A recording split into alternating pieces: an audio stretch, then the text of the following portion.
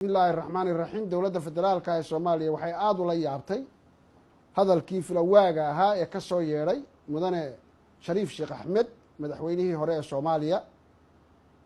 hadalkaas oo filanwaag ku noqday guud ahaan ummadda soomaaliyeed, kaasoo aan u qalmin maqaamka iyo karaamada laga filan karo qof dalkan astaan qaran usoo noqday.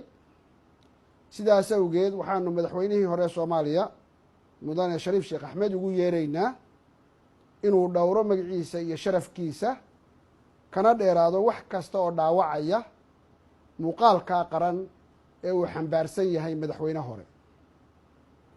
dowladda soomaaliyeed, madaxdii hore ee qaranka iyo cid kasta oo doonaysa horu socodnimada dalkan waxaa waajib ka saaran yahay inuu ilaaliyo midnimada, bedqabka iyo amniga guud ee dalka soomaaliya. ummadda soomaaliyeed waxay maanta higsanaysaa horumar iyo nabad.